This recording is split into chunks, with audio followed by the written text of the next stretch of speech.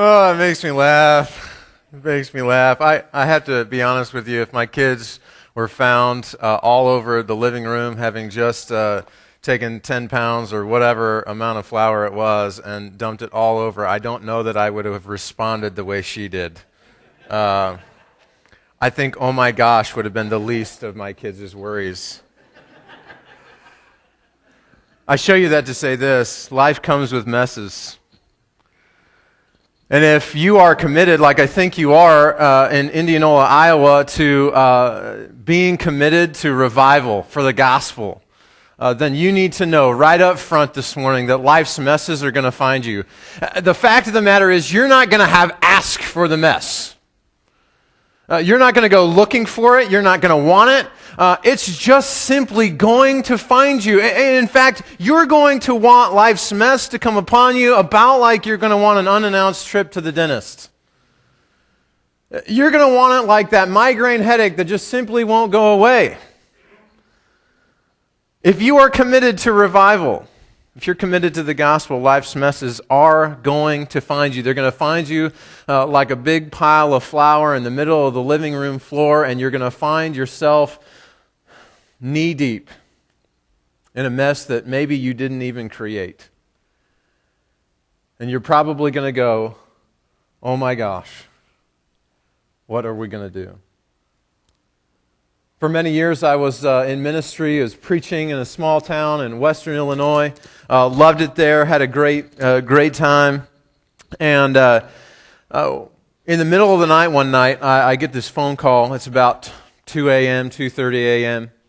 And as a preacher, when you get a call at about 2:30 a.m., the automatic question that goes through your mind is, well, who died?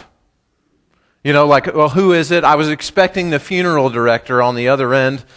Who is it? Where do I need to go? I need to go down to the hospital. I need to go visit the family right away. And it wasn't. It was another guy that had been in a small group for a short time. And he said, Mike, I need you to come over right away. And I'm like, what's going on? And he just simply wouldn't say. No, can you give me an idea of what I'm walking into here? No, you just need to come over right away.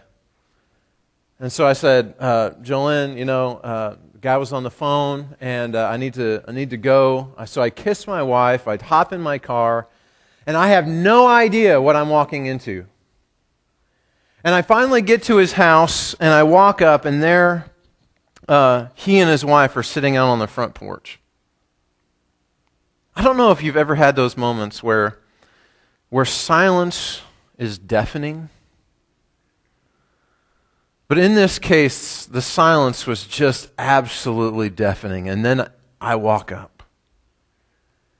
And I began to unravel the situation that had unfolded over the last couple of hours. You see, it's maybe midnight, maybe 12:30 over at their house. And this particular gentleman happens to be up with his computer. And his wife catches him watching porn on his computer. They've been married about 2 years, just had a daughter. And he's out on the front porch, scared out of his mind. He doesn't know what is going to happen. He doesn't know if this is the end of his marriage. He doesn't know what's going to happen to his kids. She is petrified. She feels absolutely betrayed. She is scared and angry and hurt. And there I am. Now, let me tell you, I had like 2 counseling classes, right? One in college and one in seminary. This is a little bit like telling the high school quarterback in Indianola, Iowa, that he gets to go in and fill in for Peyton Manning. I mean, I was completely unprepared. And yet there I was, in the middle of life's mess, just simply because I was dedicated to the gospel and to revival and to see what it was going to do in our community. Gang, if you are serious about revival, you need to know right up front, life's messes are going to find you. And you're going to be in them. And you're not going to have ask for them. And there you will be, 2 a.m., in the middle of an eroding situation on the cliff of someone's life, and they're going to turn to you because they know something about you. They believe in you. They believe in the gospel that you say that you believe in. Paul knows something about life's messes. In Acts 27, that's where we're going to be this morning. In Acts 27, you'll notice that Paul is in the middle of life's mess. Let me just kind of break down the story for you. In Acts 27, Paul, you know something about Paul. He has been going all over the place, all over the known world, preaching the gospel. I mean, this is a guy that you could say he is committed absolutely, unequivocally, he is absolutely committed to revival. Wouldn't you say that? I mean, the guy is planting churches and he's training leaders and he's going out there and people are coming to know who Jesus is because of the work that Paul is doing. I mean, this is absolutely phenomenal, and Paul will preach the gospel to anybody. I mean, he will be in front of governors and kings. He'll be in front of the smallest group that you can possibly imagine, and then he'll sit down and something wonderful will happen from that meeting. And Acts will tell us about it. And here he's been before Festus and Agrippa, these rulers, these people of great power, and he's preaching the gospel to them. He's talking to them. It seems from the text that they become a little bit curious. And there's some folks that don't like Paul very much. In fact, there's some people that don't like Paul so much that they're willing to kill him. A lot like Jesus. They're willing to kill Paul to make sure that he gets out of the way. He's infringing on their power structure and their control, and they don't want any part of it. And so Paul, maybe in a strategic move to get the gospel to the ends of the earth, he says, I'm appealing to Rome. And all that means is he's saying, I'm going to go up to the capital, and I'm appealing to Caesar himself. You see, Paul was a Roman citizen, and he had the capability of doing that. And so he says, get me on that prisoner ship and head me to Rome. So Paul gets on a ship. It wasn't like he got on an airline like today. He didn't run down to the nearest airport and get on a cheap Southwest flight. It wasn't anything like that. He got on the first prison ship out of town. Now, this is not the Disney Cruise Line, okay? I mean, there is not a mall in there. There's not like wonderful shows and meals. This is a prisoner's ship, right? And Paul, maybe a few companions with him, they are with him on this ship, this prisoner ship. And they're dotting around the Mediterranean Sea, and they make this one stop. And Paul, even in verse 10 of the text, says, hey guys, I really think that we ought to rethink going forward. You see, it's late in the year, and if you're a seasoned sailor, you know what that means. It's hurricane season. Bad things can happen. But the answer that the text gives, the sense of the text is that nobody wants to winter in Buffalo, right? How many of you want to winter in Buffalo? Yeah, nobody wants to winter in Buffalo. The sense of the text is that nobody wants to winter in Buffalo. They'd rather winter in Orlando, right? And so they want to go south. They want to go where it's better winter weather. And so they say, no, it'll be okay. Well, no sooner do they do that than, it's the perfect storm. And these seasoned sailors with Paul, who himself is really more of a scholar, these guys are absolutely afraid. Now in verse 21, I love it. Paul says I told you so. After the men had gone a long time without food, Paul stood up before them and said, men, you should have taken advice not to sail from Crete, and you'd have been spared yourselves this damage and loss. But now I urge you, keep up your courage, because not one of you will be lost. Only the ship will be destroyed. Well, those are very comforting words, Paul. Thank you so much. The other thing that you need to know is that Paul is not a sailor. Paul is a scholar. I know that he has done a fair amount of tent building, right? He's a tent maker, but he is a scholar. He's well educated. And here are these seasoned sailors, and they are absolutely gripped with fear. Their lives are filled with absolute uncertainty. And here is Paul saying, hey, don't worry, guys. It's going to be okay. I mean, it's a little bit like Gilligan saying, hey, guys, I think we're going to get off the island this time. These guys, seasoned sailors as they are, they know that their ship is beginning to break up, and so they do everything possible to try and keep it together. I don't know how this works exactly, but the text says that they try and tie ropes around the ship to try and keep it together. They take down the sail. They start heaving over anchors and cargo. Anything to try and keep them alive. Anything to try and keep them in the game. But the conclusion seems already written on the wall here in this story, doesn't it? They know what the ending is going to be. Their lives are shrouded in absolute uncertainty, and they begin to do what people do when their lives are shrouded in veils of uncertainty. They begin to say their prayers. They begin writing their notes. I see sailors in this moment maybe writing little notes, putting them in a bottle, hoping it will find its way to their loved ones someday. I mean, if they were here today and they were on this ship, what would they do? They'd take out their cell phones, wouldn't they? And they would text their last goodbyes to their loved ones, their kids, their wives, their people waiting for them on the other side. They'd begin to saying, they'd be leaving those voicemails, wouldn't they? Honey, I love you. I just want you to know that thing I said before I left, I'm really sorry. Kiddo, it's going to be okay. I'm sorry. Dad's not going to be there anymore. I sure love you. Can you grasp that picture? Here are these sailors on the edge of death's door. And they're saying their goodbyes. I love you. I'm sorry. Please forgive me. When your life is committed to revival, life's messes are going to find you. And can I say this to you? When your life is committed to the gospel, uncertainty is going to find you as well. When you are faced with life's uncertainty, when you're not sure what comes next, uncertainty, unparalleled uncertainty seems to just crowd around us. Think about it this way. Maybe you've been coming here for a while and you've been thinking about what you could give to the church. And there was that missions thing that went on a couple of weeks ago, and maybe you're thinking, you know what, maybe I could begin to sponsor someone in Africa or Haiti, or maybe I could give to that mission. And you go home and you pray about it with your spouse, and you begin to think, you know what, we could really do this. We could really make this kind of commitment.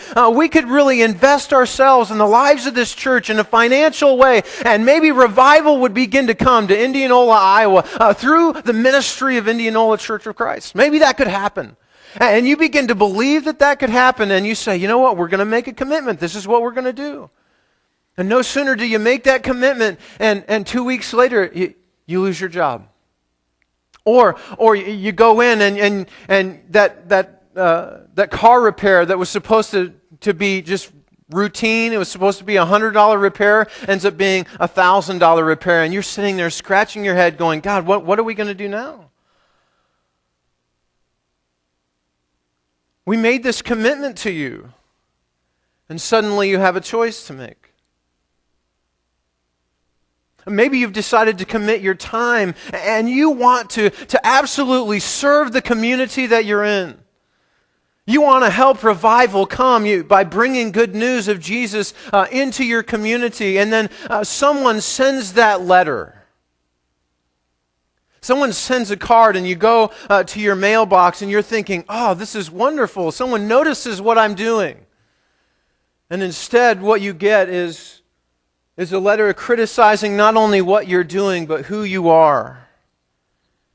And for them, it's not just about your work, it's about your character. They don't like you very much. And you look up to the heavens and you go, God, what's the deal? I was committed to revival. Why is this happening? And maybe you're here in this church. And there's this life in the gospel, and everything seems to be ticking along, and the baptistry is full on most Sundays, and there's all kinds of great things happening, and you see lives being transformed, and people are beginning to respond, and then the wind starts to blow, and the storm comes up, and decisions are made, and people wonder, what's going to happen? Can I just simply tell you, the hard truth this morning is that if you're committed to revival, life's uncertainties are going to find you, and it might be a mess. Life's messes are going to find you. So the question is, what do you do? You're like, wow, that was a really happy beginning to a sermon. When you sense the ship you're on is going to go down, what do you do? What do we do? What do we do when our lives are veiled in absolute uncertainty? I wanted to look to the text. I was trying to ask the question, how does this narrative, how does this story in Acts point our lives in the right direction? And there were two details in the text that for the longest time I had overlooked. The first one is this. Look in verse 23. In verse 23, Paul says this crazy thing. Last night, an angel of God, of the God whose I am and whom I serve, stood beside me and said, "Don't be afraid. You must stand trial before Caesar, and God has graciously given you the lives of all who sail with you." Paul's message to the sailors was, hey everybody, y'all are going to live. My God's got this one covered. Don't worry, I saw an angel last night. Now, recap. You're in the middle of the ocean. Your ship is being swamped. You are not a sailor. And an angel visited you and told you that everything's going to be okay. And you're going to do exactly what I'm going to do. Yeah, whatever. Yeah, sure, an angel visited you. Paul's not a sailor, he's a scholar. Everybody just seems to go about their normal business. Everybody's still absolutely afraid. Nobody seems to change anything. Nobody seems to have calmed their fears. Everybody's still in panic mode. Some even try, verse 30, to try and take some lifeboats and escape. But here's what I know about angels. You see, Luke didn't just write Acts. He wrote Luke. And every time angels show up in the book of Luke or Acts, it's a game changer. Every time. And for years I had missed it. Every time an angel shows up, the game changes. Something significant takes place. Can I do a survey with you just real quick? Angels in Luke and Acts, here it is. Angels appear to John the Baptist's parents, Zechariah and Elizabeth. An angel appears to Mary, the mother of Jesus, to the shepherds outside the field. They appear with Jesus in the garden before he has to go to the cross. They're there with the women after Jesus has resurrected. They're breaking disciples out of jail in Acts. They're bringing the good news of Jesus to the people that had never been reached before around Cornelius in Acts 8, 10, and 11. And angels are bringing good news of an opponent's end. Every time that angel shows up in Acts or Luke, it's a game changer. It's a key moment when the good news of Jesus is on the verge of breaking loose. I need you to know, every time an angel shows up, it's a game changer. God is revealing something. Now, look at verse 34 and 35. This seems to be such a small little thing. There they are. Everybody's afraid. A couple of guys have tried to just escape. Paul says, no, you can't. Everybody has to stay on board. Verse 34, now I urge you to take some food. You need to survive. Not one of you will lose a single hair from his head. After he said this, he took some bread and he gave thanks in front of them all, and then he broke it and he began to eat. And they were encouraged and ate some food themselves.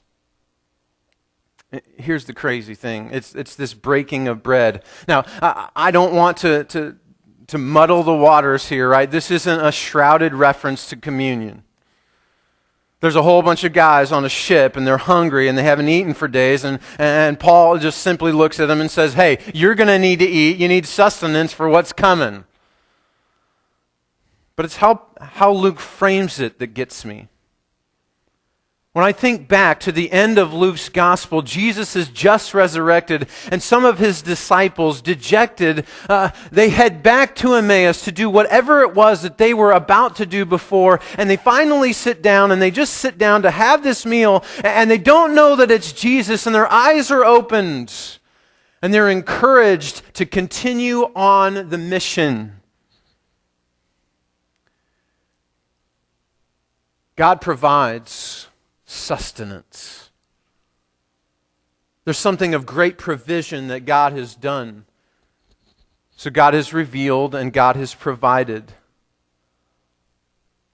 God provides. Now, these two significant details you can't miss. You just can't miss the fact that an angel shows up and that there's this bread being broken that leads them back to the mission. Here's what I think this story helps tell us. What do you do when you're in the middle of life's mess? What do you do when the ship you're on you think is about to sink? When life gets messy, when life gets uncertain, when there's unparalleled uncertainty in your life, what do? You trust in what He reveals, and you celebrate what He provides. You trust in what He reveals, and you celebrate what He provides. Now, let me unpack that. God often reveals. I don't know about you. I've never had an angel come to me personally in my bedroom, show up in bright lights and go, hey, Mike, this is what's going to happen next. Anybody had that experience? I want to talk to you if you have. If you've had that experience, please, you need to be here, and I need to listen to you. We're not likely to have an angel show up in our bedrooms. We're not likely to have angels show up in our homes and reveal something new to us. But what we do have, we really have two things. One, we have the Word, don't we? We have the Bible. God's Word, His revelation to us, it guides us, it leads us, right? And when we're regularly in it and we're regularly about it, the game is changing. And we understand that even though we might be in the midst of life's uncertainty because life's mess happened to visit us because we're committed to this revival, that God is going to reveal something to us through His Word. The other way oftentimes that God reveals Himself to us is in prayer. Very recently, I got this phone call from a friend of mine, and it was a job offer. And I love where I work. I work at Nebraska Christian College, and I love it, and I love my students. A couple of them are here. And yet this was kind of one of those opportunities that, you just don't go, sorry, and hang up the phone. And so I said, well, you know what? We need to pray about this. And so I called a good friend of mine who happens to be in ministry, and I said, hey, Eddie, we need to pray about something. Would you pray through something with me? And so we took a month of Fridays, and we fasted every Friday over lunch. And we just made it a concentrated effort. And through that prayer time, God revealed some good things to us, like what would have to happen? What were the elements that would have to take place in order for us to make this a really crazy move? Now, I didn't get an angel, I didn't get a little voice, but God made some things way more clear. And so you'll be pleased to know I'm not going anywhere. You still have a final.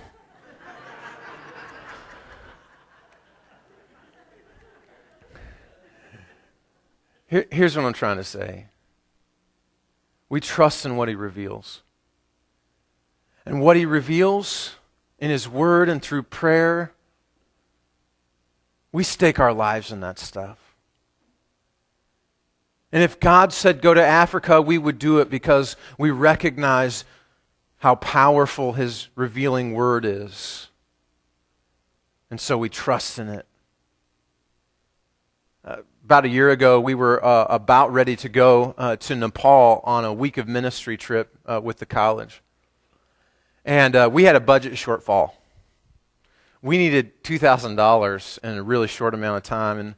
And so I had this relationship with the church, and I called them up and I said, hey, is there any chance that you guys would be willing to give us $2,000? This was a big ask. I don't know that I had asked for $2,000 before, but I was on this case because I knew their hearts and I knew where we were. And I said, look, this is just a situation. This is not a guilt offering. This is just me saying this is where we're at. A couple weeks later, I get a phone call from one of the elders. Hey, Mike, we took up this offering. He said, we raised $2,003. I bust out of my office. I was like, telling everybody, hey, guess what? We got it. But the story even gets better than that. I went back to my office and I was doing like the ledger thing, okay, whew, all right, here's our expenses, here's what we were able to raise.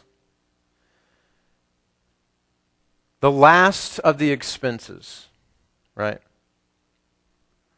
God had provided by 7 cents. The last 3 digits were $2.93. We trust in what He reveals, but we also celebrate what He provides. In the midst of life's uncertainty, when life's messes find you because you're committed to the gospel, you trust in what He reveals and you celebrate what He provides. That's what you do. Now, before Kurt comes up here and boots me out, you know what to do. You trust in what He reveals and you celebrate what He provides. But why? Why? When life's messes find you, why don't you abandon ship? Why don't you say it's not worth it? Why do you stick to the mission? Why do you continue to try and believe in revival? Why do you endure the mess? It's interesting in this text why Paul does it. Why do you stay on board? Notice what Paul does. He goes really from a goat, kind of a prisoner, to a God in this story. Now Paul goes and everything turns out just like Paul said it would. And so there's a trust in what God has revealed, and there's a celebration in what God has provided, and nobody is killed. Everybody gets off the ship. They're kind of swimming around in the Mediterranean, grabbing on to whatever they can grab onto. Everybody makes it to shore, and it's interesting. I don't know if you're all aware of this, but they land on the island of Malta. And this is a little historical background that you may not know. Malta is where Dairy Queen originates. I think that's funny every time and nobody laughs. So they land on the island. That's true, by the way. They do land on the island of Malta. I'm going to tell my wife that and she's going to just roll her eyes at me. They land on the island of Malta, and everything is really going well. I mean, they're all wet. They're probably somewhat cold. And so they decide that they're going to light a fire. That's what you do when you're cold and you're wet. And so they light a fire. And Paul gets bit by this asp, this snake, this poisonous snake. And everybody's kind of like, oh, he must have been really bad. He must have had it coming because he's dying now.